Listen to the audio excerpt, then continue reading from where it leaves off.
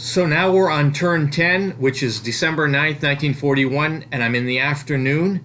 And at this point in the game, time is starting to run out, but the Japanese are currently holding 18 victory points. So they need 4 more to win the game.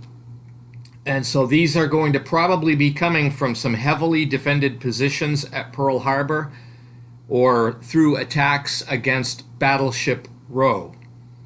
And however, there's still a possibility of U.S. submarines taking some Japanese shipping out, which will debit them some victory points. So we go to the U.S. submarine attack phase, and this time I finally rolled a 3. Remember, I need a 3 or an 11. And so the 3 is a hit, and I find a Japanese ship, and the battleship Hiei is hit and damaged and removed from play as it makes its escape, and the Japanese are debited a victory point. So now they're down to 17 victory points. So they need 5. As a Japanese player, I decided to take the early combat phase. First, to start with, I have the Army, the orange units, attack the 24th Infantry on the Japanese right, and 3 carrier airstrikes are also brought in for ground support. And the Americans use the Army Air Force to fly in defensive support. And as a result, both sides suffer losses. The U.S. 24th Division loses 2 companies.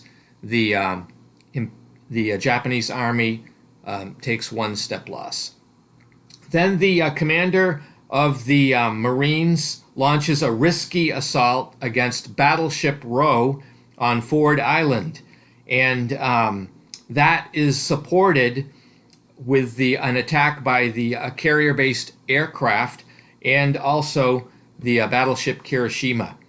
So the Japanese take 2 step losses in this attack, but the U.S. battleships are destroyed. And so the Japanese are going to get a variable victory point for this. So I get to roll a D6, and then I subtract 3 from it for eliminating the units on Battleship Row. So in this case, I rolled a 6.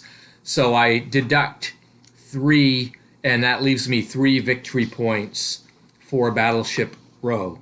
Then one of the Marines advances onto Ford Island and captures the airfield there.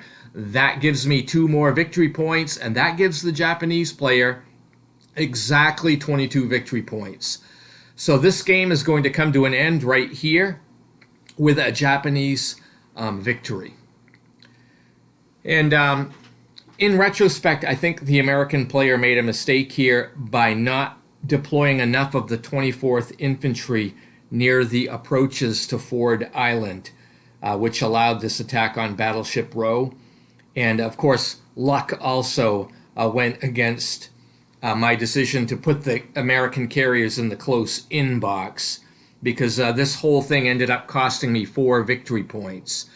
So even though the odds generally favor the United States in carrier combat, it was a risk that it turns out I probably shouldn't have taken. And, you know, the Japanese battleship die roll was lucky also. So anyway, this is bringing this game to an end in a Japanese victory. Thank you for watching, and stay tuned for more video coverage of other games. Have a great day.